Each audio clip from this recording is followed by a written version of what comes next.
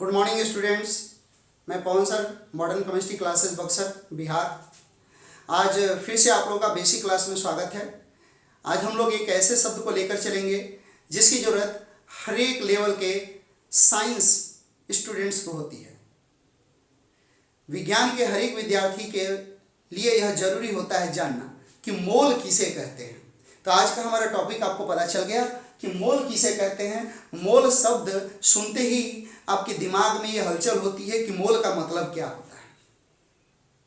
तो आपको ये जानना चाहिए कि जो मोल है वो एक संख्या को दर्शाता है। जैसे जब आप बोलते हैं दर्जन, तो जैसे आप दर्जन बोलते हैं तो आपके दिमाग में तुरंत आता है कि वो अंक कौन होगा, 12। उसी तरह जैसे ही आप बोलेंगे मोल, तो वैसे ही एक अंक का आपको संख्या का बोध होगा। वो कौन सी संख्या है? तो मोल कहते ही आपके दिमाग में उस संख्या का मान आ जाना चाहिए कितना, 6.022 मल्टीपल 10⁻23। जैसे ही आपने कहा एक मोल, तो जैसे ही आपने कहा एक मोल है भैया, तो एक मोल में इतनी संख्या होगी।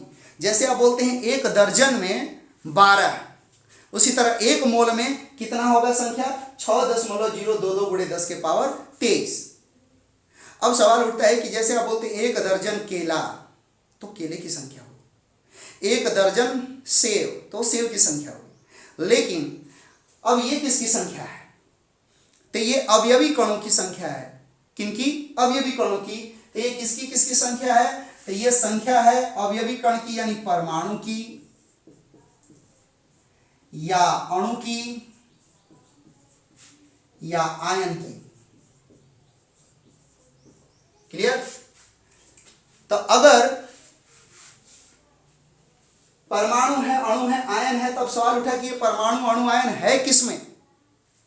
तो आपको ये पता करना चाहिए पहले कि ये जो परमाणु यानी एटम जो है किसका मौलिक कण है, किसका जो है अवयवी कण है। एटम से कौन मिलकर बना होता है? तो एटम से मिलकर बना होता है तत्व, यानी तत्व का अवयवी कण है परमाणु। और अणु किसका है? यौगिक का। तो यौगिक का अवयवी कण है अणु। और आयन, तो आयन किसका है? तो धनायन या ऋणायन का अवयवी कण है।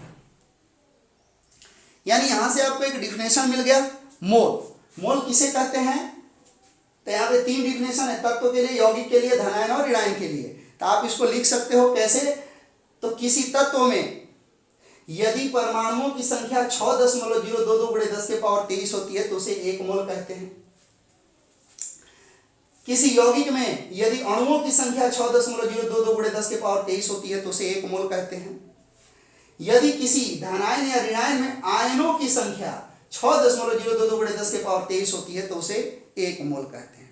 तो तत्व के लिए, यौगिक के लिए, धनायन और ऋणायन के लिए ये डिफिनेशन हो गया अलग अलग 3। अगर इस तीनों की मिलाकर बात करें तो अवयवी कण का मतलब होता है अणु, परमाणु, आयन। यहां पे क्लियरिटी कर देते हैं। अवयवी कण, अवयवी कण कौन कौन है? परमाणु, अणु और आयन। क्लियर हो गया? तो आपको यह पता चल चुका है अभी तक कि परमाणु, अणु और आयन अवयवी कण है किसके? पदार्थ के। इन्हीं के मिलने से बनता है पदार्थ। तो परमाणु अवयवी कण के रूप में जब रहेगा तो कौन सा पदार्थ होगा? तत्व। अगर अणु अवयवी कण होगा तो कौन सा पदार्थ होगा? यौगिक। यदि आयन होगा तो कौन सा पदार्थ होगा? धनायन या ऋणायन। तो इसके आधार पर आप परमाणु, अणु या आयन की जगह पे आप एक चीज कह सकते हैं, अवयवी कण। यानी आप कह सकते हैं कि यदि किसी पदार्थ यानी तत्व, यौगिक, धनायन, ऋणायन, यदि किसी पदार्थ में अवयवी कणों की संख्या 6.022 × 10⁻23 होती है तो उसे हम एक मोल कहते हैं। तो मोल का मतलब आपको अभी तक पता हो गया क्लियरली कि हम मोल किसे कहते हैं।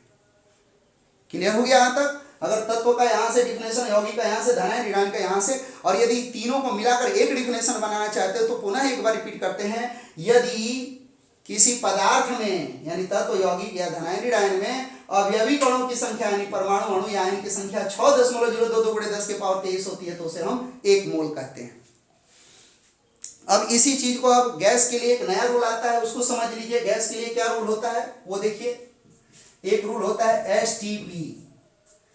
एसटीपी या एनटीपी,